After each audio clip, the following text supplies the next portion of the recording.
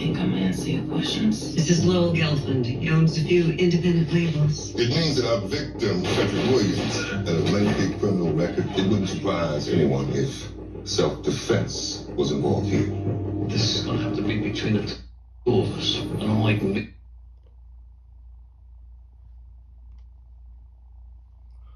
Martian Man TV, how everybody doing? This was Power Raising Kanan, Season 4, Episode 2, going into Episode 4. The reason why I made this video was to basically show y'all some clues that, or Easter eggs that nobody's really paying attention to. The other bloggers haven't posted, so I want to be the one to put it out there.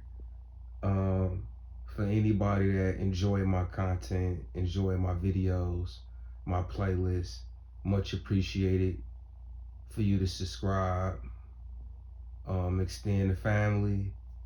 My goal is to get to 10,000 subscribers. So if you feel like it's worth it, or you feel like my content is worth you being entertained by, then don't be a stranger and definitely leave me some comments and tell me y'all input, perspective, outlook on things in the comments. So what I want to point out there and put out there in my video to express what I saw. Basically, Marvin made mistakes, which we know, our theories is that Marvin eventually is going to end up being another body being dropped off. I don't want to try to predict what episode, but Marvin making vital mistakes. So in episode 2, it was something that was pointed out. Now, when Stefano had to sit down with Marvin and told Marvin to go roughen up, we will use those words, those terms. When he sent Marvin to go rough up the bookie, Marvin was not advised or instructed to kill a guy. He was just instructed to go beat him up. Stefano told Marv that this guy was a great earner. When the Italians and when the mafia say a great earner, that's that Donnie Brasco type of stuff. That's that, if you know, you know. They always want to keep a good earner around. Good earners are great to the organization and also beneficial to the mob, to the mafia, or to employee, to corporations. You know, the top earners, same with the commissions, right? If you the type of guy that's getting a lot of business deals handled and you getting your commission is off the roof, the company gonna value you. So it's no different than on a street level, we'll say. So this guy, this bookie that Marvin got emotional behind words, even though that wasn't the mission. The mission was for him to go rough him up. That bookie dude could have said whatever he wanted to after that roughing. Marvin, once again, wasn't advised. We got to go back to the rules. And sometimes these are golden rules that could save your life. Even though in episode 2, in the aftermath, we see Marvin talking to Stefano when Jukebox come back from the military situation, the basic training. Marvin is on the phone with Stefano explaining to him why he killed this man, why he dropped him off, right? And Marvin is basically saying, hey man, it's no big deal. Anybody could do this dude's job. He could be replaced. And we know in reality, that's not how it goes. Everybody is replaceable. That is true. Even in employment, somebody could train you to do your job and then fire you. you know.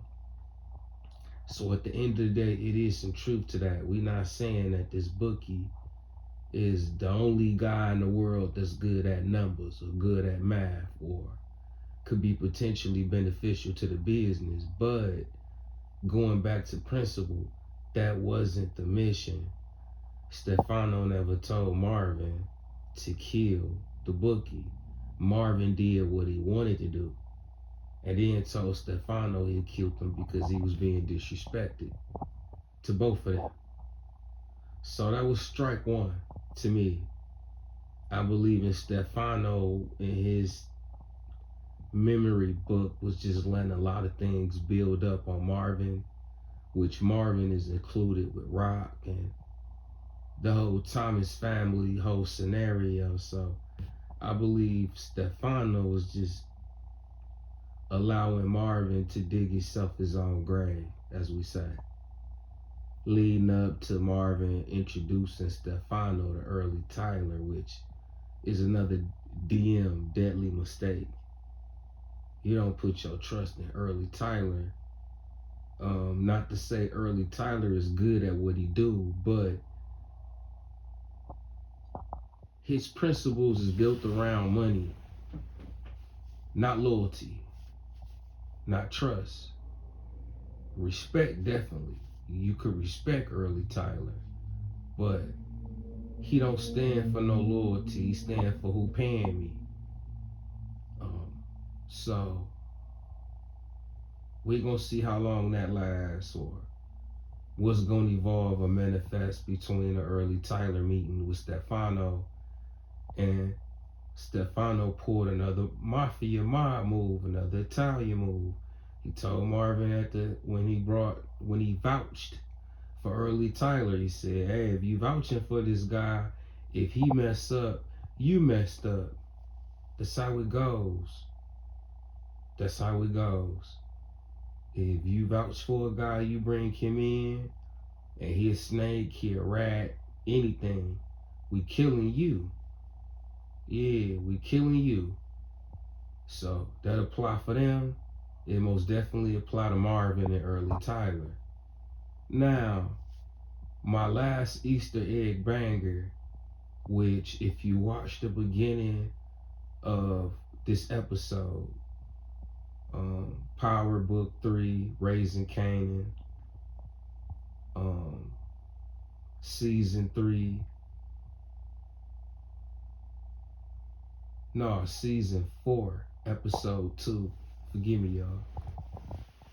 When you watch the beginning of this episode, the cop